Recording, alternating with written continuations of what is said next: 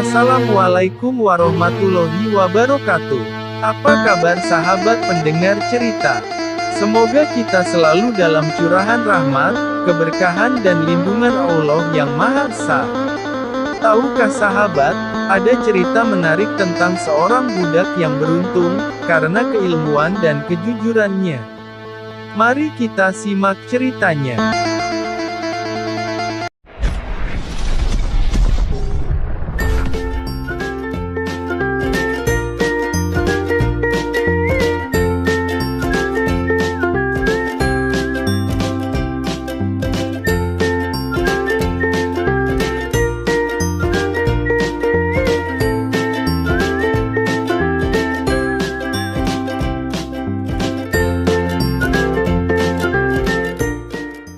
Kisah teladan tentang seorang budak yang bernama Mubarok. Di bawah ini adalah kisah teladan dari seorang budak penjaga kebun yang bernama Mubarok. Yang kelak, Mubarok akan memiliki seorang anak yang alim, pakar hadits, zuhud, dan juga sekaligus mujahid. Selamat mendengarkan. Alkisah, hiduplah seorang budak yang bernama Mubarok. Menurut suatu riwayat, ia pernah bekerja di sebuah kebun milik seorang majikan. Ia tinggal di sana dalam waktu yang cukup lama. Kemudian, suatu ketika majikannya, yaitu pemilik kebun tadi yang juga salah seorang saudagar kaya dari Hamzan datang kepadanya dan mengatakan, "Hai Mubarok, aku ingin satu buah delima yang manis." Dengan sigap sang budak yang bernama Mubarok itu, bergegas menuju salah satu pohon dan mengambilkan delima yang diminta. Majikan tadi lantas memecahnya. Dan apa yang terjadi? Ternyata ia mendapatkan rasanya yang masih asam. Ia pun marah kepada Mubarok, sambil mengatakan, "Aku minta yang manis Mubarok, kenapa malah kau beri yang masih asam? Cepat ambilkan yang manis." Ia pun kembali beranjak dan memetiknya dari pohon yang lain. Setelah dipecah oleh sang majikan, ia kembali mendapati rasanya masih asam. Sontak majikannya semakin naik pitam. Ia melakukan hal yang sama untuk ketiga kalinya, majikannya mencicipinya lagi. Ternyata masih juga yang asam rasanya. Setelah itu, majikannya bertanya, "Kamu ini apa tidak tahu, mana yang manis mana yang asam?"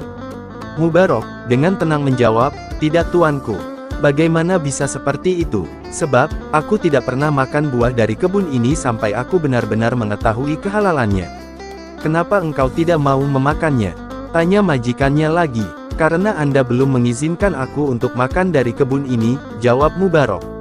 Pemilik kebun tadi menjadi terheran-heran dengan jawabannya itu. Tatkala ia tahu akan kejujuran budaknya ini, Mubarok menjadi besar dalam pandangan matanya, dan bertambah pula nilai orang ini di sisi dia. Kebetulan majikannya tersebut mempunyai seorang anak perempuan yang banyak dilamar oleh orang.